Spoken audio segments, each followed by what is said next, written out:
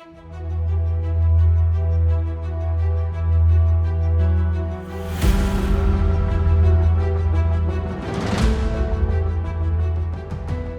over Sri Lankan President Gotabayarajapaksha's handling of the island nation's mounting economic crisis degenerated into violence, with hundreds of protesters clashing with police for several hours. Due to a significant lack of foreign money, Rajapaksha's government has been unable to pay for basic imports like fuel, resulting in power outages lasting up to 13 hours. After the country depreciated its currency last month ahead of talks with the International Monetary Fund (IMF) for a loan program, ordinary Sri Lankans are also suffering from shortages and rising inflation. According to critics, the foundation of the crisis, which is the worst in decades, is economic mismanagement by successive governments, which established and maintained a dual deficit, a budget deficit as well as a current account deficit. Sri Lanka is a classic twin deficit economy, according to a working paper published by the Asian Development Bank in 2019. A country's national expenditure exceeds its national revenue, indicating that its tradable product and services production is insufficient. Deep tax cuts promised by Rajapaksa during his 2019 election campaign and implemented months before the COVID-19 pandemic, which wiped out swaths of Sri Lanka's economy, with the pandemic decimating the country's vital tourism industry and foreign workers. Credit rating agencies downgraded Sri Lanka, virtually shutting it out of international capital markets.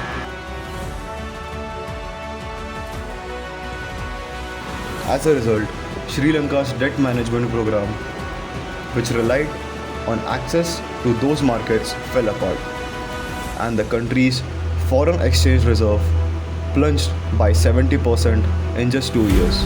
The decision by the Rajapaksa government to ban all chemical fertilizers in 2021, which was later reversed, harmed the country's farm economy and caused a decline in the vital rice production. The government had only $2.31 billion in reserves as of February, but it faces debt repayments totaling about $4 billion in 2022, including a $1 billion international sovereign bond. The Asian Development Bank and China are among the other main lenders in Sri Lanka's foreign debt, which totals $12.55 billion. The IMF declared last month that the country's public debt had reached unsustainable levels and that foreign exchange reserves were insufficient to cover short-term debt obligations.